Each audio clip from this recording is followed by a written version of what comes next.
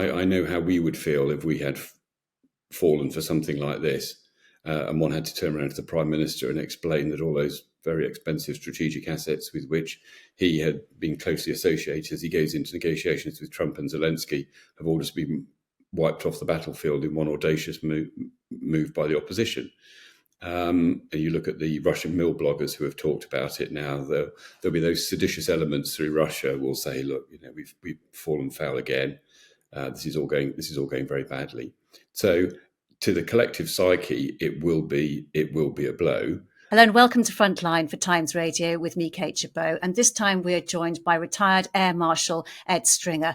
Ed served in the Royal Air Force for 39 years, was Director General of the Defence Academy and of Joint Force Development Strategic Command. He was also Assistant Chief of the Air Staff, whose first active service was the Gulf War in 1991. Welcome to Frontline, Ed. Good to see you.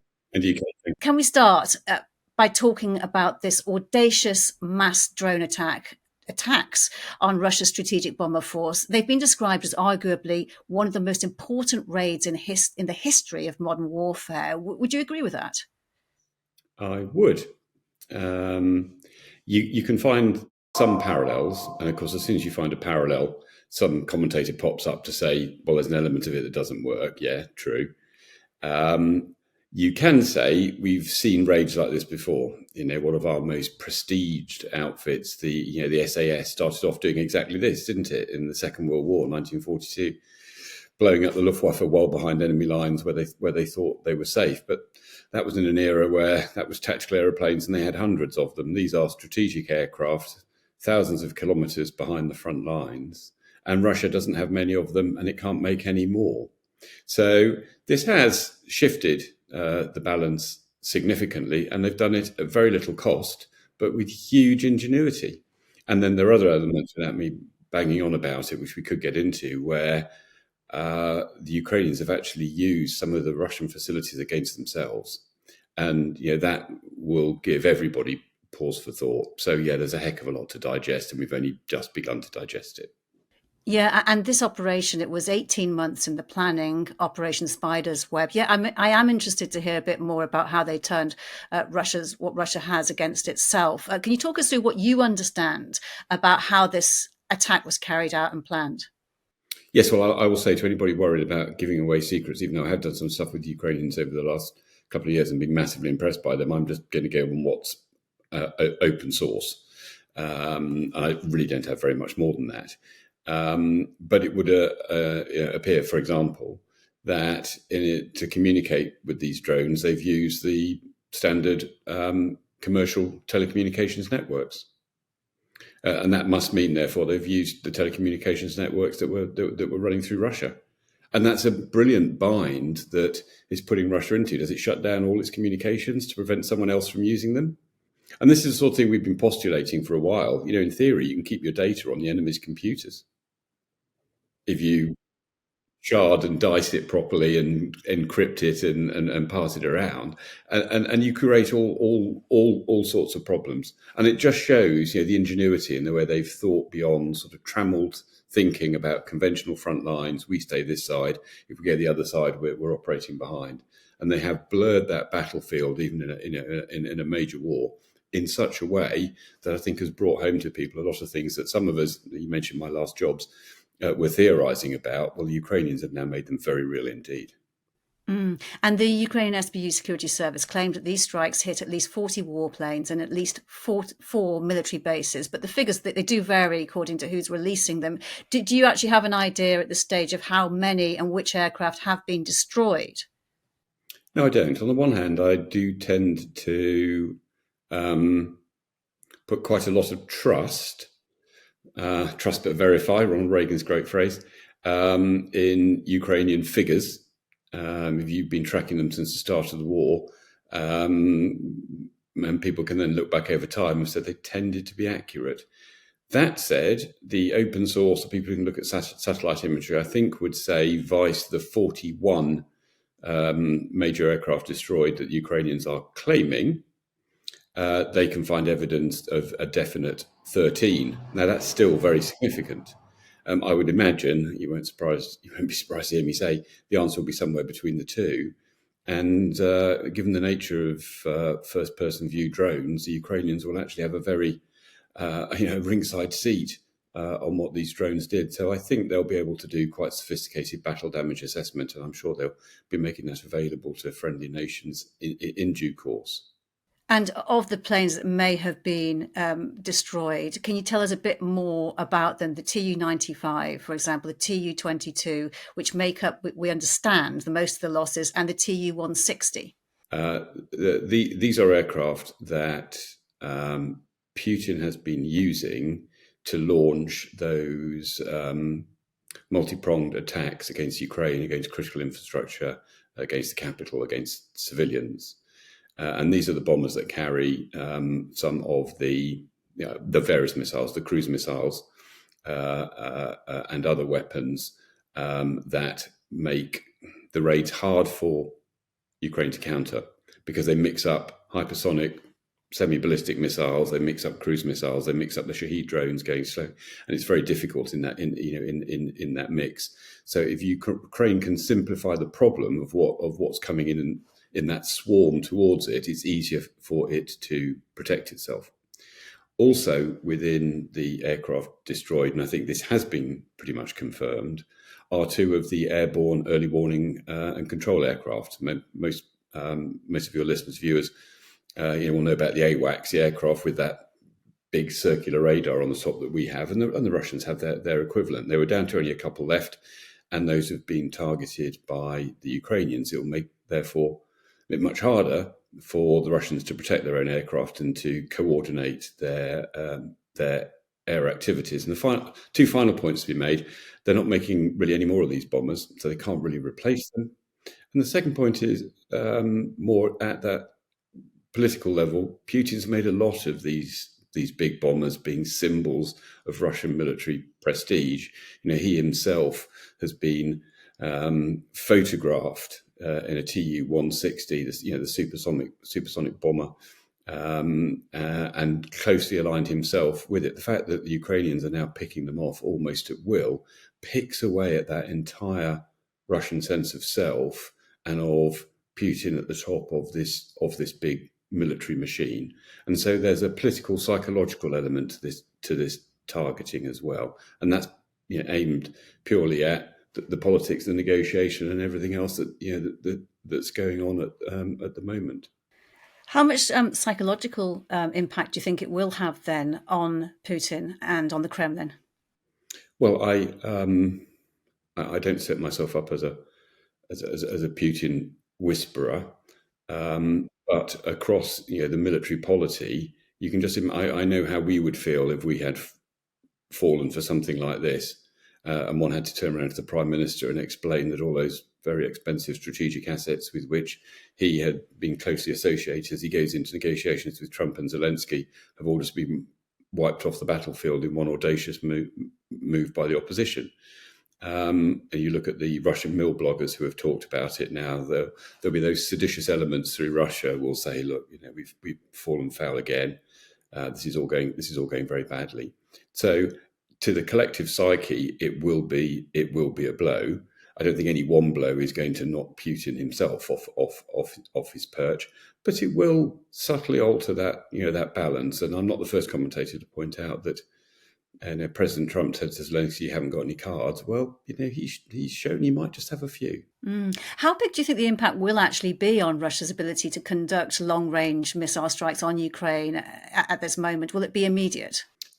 Yes, I think some of those aircraft had live weapons loaded, and all the raids, as I said before, have seen waves of bombers, and that's why they were back, up to 4,000 miles away in the east, because they were so valuable to Russia that the Ukrainians have pushed them back by threatening them with more conventional munitions and more conventional attacks in the bases where they were based forward. So the fact that the Russians have put such effort into trying to protect them and have used them on all of these sort of psychological bombing raids against Ukraine just shows how important they are to the Russian strategic effort. And these strikes are the latest demonstration of Ukraine's increasingly sophisticated long-range strike complex, which has developed over the course of the war. How do you see it as having developed, and what will the allies and adversaries and even non-state actors be looking to learn from this? Oh, whew, we could talk the rest of the week about this, and this is core to our strategic defence review that was published on Monday. Gosh, I think it must be 2 years ago. Talking in Australia, and I put up then what one of my slides, what the Ukrainians had used, which was a cheap cardboard drone, and said that they targeted some Russian bombers quite close to the front line, and then just posed the question: how would we even write a contract for the Royal Air Force to buy cardboard flatback aeroplanes that would you can't imagine how you do it. Now they've taken that to another level with the overall sophistication of of this attack. And you can't imagine how our system at the moment of force development would have done that. Go back in time, especially going to the Second World War, we were a marvelously innovative country, probably the most innovative within the Allied forces of the Second World War, and we still have lots of bright and brilliant people. So I'm sure we could mobilise similar abilities, but it would be countercultural to us at the moment, absent the necessity which faces Ukraine. So they have shown how they can take the tech sector, how they can take the sort of people with the imagination you tend to find in the more entrepreneurial wings of your intelligence agencies and your special forces, and you can create ways of achieving very significant military effects with nowhere near the expense of a conventional symmetric attack. And I'll just finish this part of my answer by saying this has moved now into the air and land environment, what the Ukrainians have already demonstrated in the Black Sea, where people weren't taking enough notice there. The Navy of one of the world's few superpowers has been forced out of the Black Sea by a country that doesn't have a navy. Mm. And this should get all services thinking, Army, Navy and Air Force. The world is changing. You can't just think in symmetric terms. And in terms of these raids, these specific raids on Russian airfields, do you think that this is the start of a campaign, or is it a one-off? It's certainly not a one-off, but I'm linking that now to what I just spoke about with the Black Sea. I'm linking it to other Ukrainian operations. That asymmetric approach will continue. Whether you will find more trucks parked up outside airfields, I don't know. I wouldn't like to say, though. To me, it is fascinating that the Ukrainians have sort of almost given away the secrets of what they did so early, because they obviously believe that will sow doubt and worry and have a very important secondary effect across Russia. Probably implies, therefore, they won't do something very much exactly like this again, but they will certainly, as this was planned 18 months ago, have more ideas about how they can continue this asymmetric campaign. So you can expect to see Ukraine working out how a smaller country takes the fight to the bigger country using asymmetric means. The White House spokeswoman, Caroline Levitt, she said that Donald Trump was not informed in advance of this operation. How unusual is that? I suspect it's going to become increasingly usual, and often these things are only signalled quite late anyway. The major campaigns, when you're looking to, and more conventional campaigns, when you're looking to sustain them in a conventional manner, you may remember the Ukrainian counteroffensive, as it was called, of the other summer.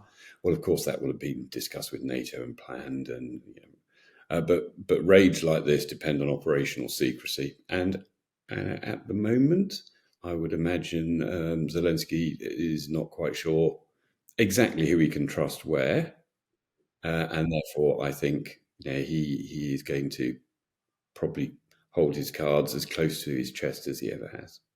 But also really interesting that when President Putin actually chose to broker his silence, we're told by Trump's camp that it was in a phone call to him where he's talking about how he's going to retaliate. He'll be working hard to try and win the US round to abandoning its support for Ukraine for this reason, presumably, and making all the kind of usual accusations it does of terrorism. Was it a mistake, perhaps, to not have informed the US? Zelensky will have weighed up what the chances were of someone somewhere leaking that back to the Russians, I'm sure, or being told, don't do it because I'm going to be able to do something. So there is a well-known military phrase, which is it's better to ask for forgiveness than permission. When you have a bit of a high-risk gamble that might come off and give you a real win, but equally the more cautious elements, even on your own side, might say not worth the risk. I think Zelensky probably called this one correctly. And when the Ukraine Special Envoy, though, Keith Kellogg, characterised the attacks on the airfields as being escalatory, and that Ukraine is trying to say we can play this game too, raising the risk levels, he says, and it's unacceptable. Is he right in the nuclear context? Well, many people have pointed that out, but if Russia is using these aircraft for the conventional attack against Ukraine, then Ukraine's completely within its rights to try and remove them from the battlefield. It also leaves a heck of a lot of Russia's nuclear arsenal and the main planks of its nuclear arsenal intact, and including all the command and control and the early warning and all the other elements which are the really sensitive elements of it. So it's a consideration. It shouldn't be overstated. Do you think that there's a connect between that kind of attack and the situation on the battlefield? Is there a joined up strategy here? Well, I would like to say yes, because I know the advice that I and many others have been passing to the Ukrainians is you don't get bogged down in a grinding land war which only plays to Russia's strengths.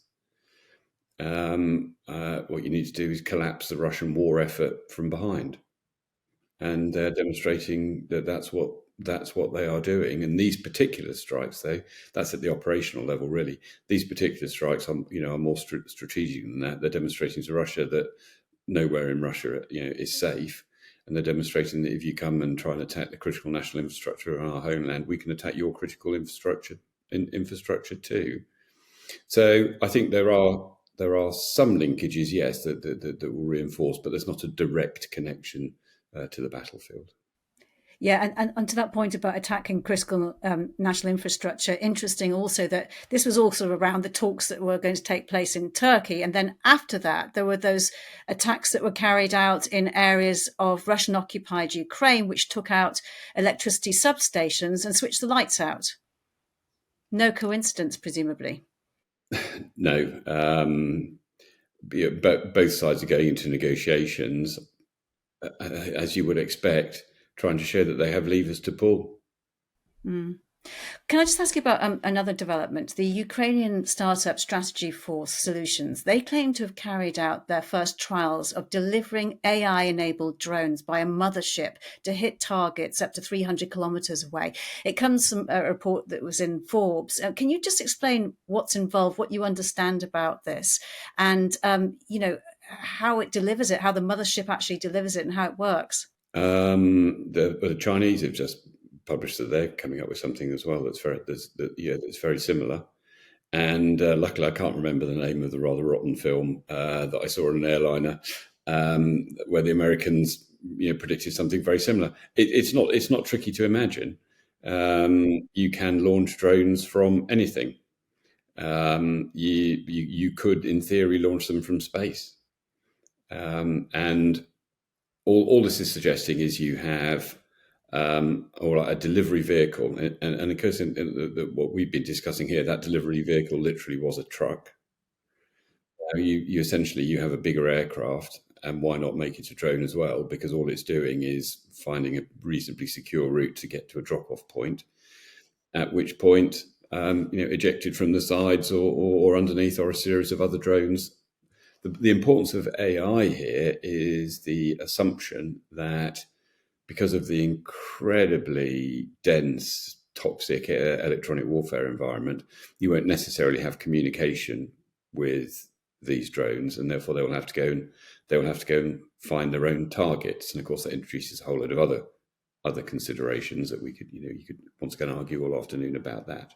But that is essentially the concept of operation, and it is not too different from, you mentioned the Gulf War at the start, where we had kill boxes in the Gulf War, where if you're so far behind the lines that anything moving in there would have to be de facto, in the Gulf War case Iraqi, then similar sort of rules of engagement might apply.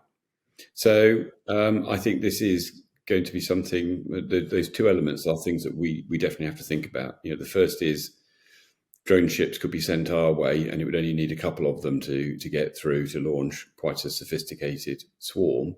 And as an American commentator pointed out the other day, when he was talking about China as a threat, if we ever did get into any serious confrontation, with China, given what's just happened in Russia, why do we think we might not see containers pop open from delivery trucks, Chinese ships, ports, you name it, and suddenly find a third of our air force is disabled before we even crossed the start line.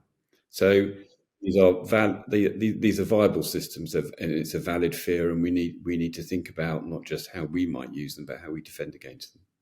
It's a very sobering thought, isn't it? And I'm just wondering how close you think we are, though, to the delivery of perhaps a swarm of 1,000 drones that can use AI to meet their target, to hit their targets, being delivered by a mothership.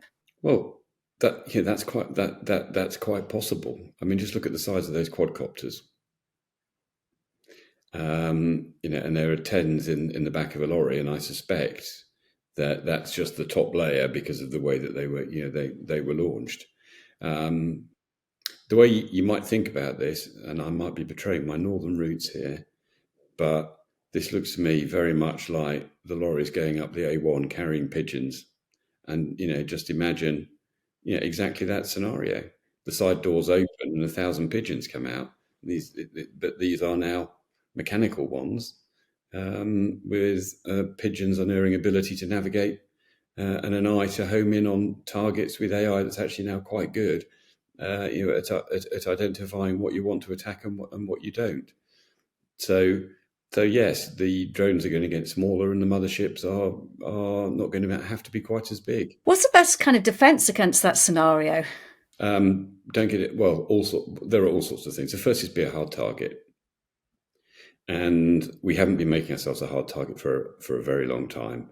And we have, since the end of the Cold War, we've shut down our bases because each of them costs.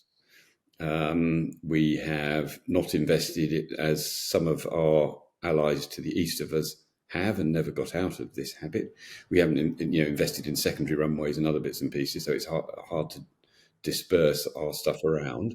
You need to get into digital deception. You need to be obstructing every single part of their kill chain, so disrupt their ability to find, their ability to fix and know where you are. Digital camouflage, how do you disrupt artificial intelligence? So all that make yourself a hard target. And then the counter battle. So offensive counter-air, as we've called it for years, which was air forces attacking other air forces to prevent them being able to take the fight to you, now means you now need offensive counter-drone, as well as just defensive. And I would argue here, and did when I was did some work on this, that our thinking was a little limited. When we talked about drone, we think about defending on the goal line, and you'll still see it. Go put counter-drone into your Google search bar, and you'll find someone with an electronic rifle trying to stop the drone getting to them where they are. But remember how we used to fight improvised explosive devices in Iraq and Afghanistan? And these are just flying improvised explosive devices to an extent. It was to look at the whole supply chain. How do they make them? Where are the explosives? How do you build them? How do you prevent them getting to the front line? How do you prevent them burying them? How do you prevent them going off? There are many, many stages in which you can break the chain. And we now need to think about offensive counter-drone in exactly that way. And just to talk about an announcement by Britain this week on Ukraine supplying 100,000 drones by April 2026, a tenfold increase on the number of drones given to Ukraine last year. It's part of a broader 4.5 billion military support initiative. How much of a difference do you think that can make? Well, the Ukrainians are on track to make 4 million this year. So little. No. I'm not. I'm not in that camp, because everybody has to do their bit. It's like climate change. People go, "Oh, but you're only responsible for 1%, so why bother?" Well, if 100 countries said we were only responsible for 1%, no one would do anything, would they? Then we'd all have the collective mess. So, it's a chunk of that, isn't it? What I am going to say though is, I would like to think that we are investing a lot of our intellectual capital in this and getting some in return. So it's not just a matter of we're supplying the drones, because I think it's now well known, it used to be a bit secret, but it seems common knowledge now that the the obsolescence cycle is about somewhere around about 6 weeks. So if we provide stuff that we've been developing over months, because it works quite well on our test grounds over here, there's almost guaranteed not to work in Ukraine. But if we can work with them and be updating the smart bits just before they hit the battlefield, they will get something that's more useful, and we will get the feedback on how we develop drones And ourselves. That will help us. presumably that's what you'd expect to be happening right now, right? With this delivery and this promise. Yes, it of course has been, or certainly for some nations, more politically difficult to get involved in that way, because it seems that you have your hands in the mangle, and it's common knowledge that a lot of the drones sent by partners just didn't work. In fact, some of them get put in a warehouse and broken up for parts, and Ukrainians use those parts. I mean, once again, that's useful, but it's telling us something, and what it's telling us is, well, then we just build on the numbers. You gave the tens, hundreds of thousands that we're providing to Ukraine, but we're still buying ones for ourselves in onesies and twosies, as we would buy something as sophisticated as a manned aircraft, using exactly the same sort of risk analyses, which, after X years of the peace dividend from '89, we're thoroughly risk-averse. We're as risk-averse in the military as we are in every other aspect of life. I think, once again, go and find the stories online about us not able to train Ukrainians properly because we're not allowed to fly these modern, innovative drones on Salisbury Plain because reasons. We need to reset our thinking and all of that. And that's the second level of thinking around the SDR. It's a lot of that background condition setting. Are we putting ourselves into the same space, same headspace as the Ukrainians, such that we can operate to the same levels of risk appetite and be as innovative and get on with it? Or are we still providing a lot of stuff for them, but still being a bit slowly catchy monkey ourselves, and therefore, missing the main game? And that Strategic Defence Review, the SDR, it's a 10-year plan assessing the current and future global threats. It was explicit in how it's drawn upon Ukraine's experiences. How do you think this latest attack that we started talking about at the beginning of this conversation tells us about the direction of modern warfare? Well, I think it just reinforces that point in the SDR. The SDR is built around several big ideas, and one of them is we're shifting from pure industrial age warfare to information age warfare. And I say pure industrial because, of course, there's a fair bit of industrial component. If you're building 4 million drones, that's quite a lot of manufacture and industry. But the drones are enabled by software of the digital age, which is progressing, as I say, on a 6-week cycle. So what the Ukrainians have demonstrated, in the raid you mentioned of Sunday, is that the SDR is not scaremongering. And in fact, there are now other nations in Europe who are well ahead of us who have taken this thinking to the very next level. And therefore, those reading the SDR should realise it is a bit of a wake-up call. And my final thought on this is, SDRs are great, but they are just pixels or paper, depending on your preferred reading medium. The difficulty is always in the implementation.